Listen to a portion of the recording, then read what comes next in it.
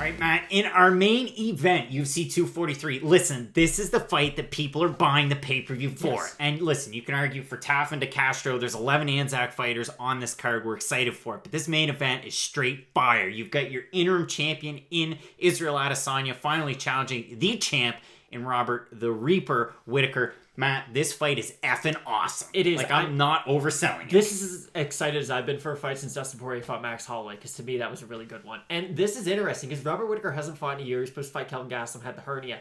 But I think that might be a good thing. We've seen guys like Nate Diaz, Dominic Cruz, George St. Pierre. If you're a really high-level fighter and you are training every single day, long layouts don't really affect you. You do get better from it. Your body kind of recovers from it. We saw that with Stipe Miocic as well. And what worries me in this fight is Israel Adesanya just went through one of the craziest wars I've ever seen. That's a lot of damage to take. That fight was only 5 months ago. The other thing is you have to consider, listen, Robert Whittaker, the 2 wars with Yoel Romero, but you have to think those were spaced out by a long, long time. And in the time that Robert Whittaker fought Yoel Romero once, Israel Adesanya fought Rob Wilkinson and then fought 5 more times. Yeah. He had 6 fights in the UFC since then. And yeah, he's gone on a tear. I mean, you could argue that he was 2018's Fighter of the Year, and I would be in agreement with you. Like, this guy is arguably the best pure kickboxer that we've seen in MMA. Oh yeah, and by the way, he's got really good defensive wrestling as well. Yeah. This fight, like, we can't sell it enough.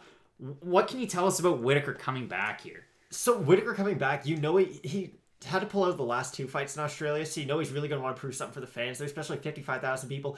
And from everything I've read and seen on Twitter and whatnot, the Australian fans are probably going to be cheering harder for Whittaker than they will be for Adesanya, which is kind of crazy because Adesanya is sort of a global known fighter at this point. Yeah, and you've got the New Zealand-born Australian fighter, and you've got the Nigerian-born New Zealand fighter in this one. It should be awesome. The odds for this fight are at par. Listen, I know Whittaker, the wars with Romero, Adesanya coming off a war with Gastelum. Matt, who are you picking in this one? It's a tough one. It is a flip of the coin.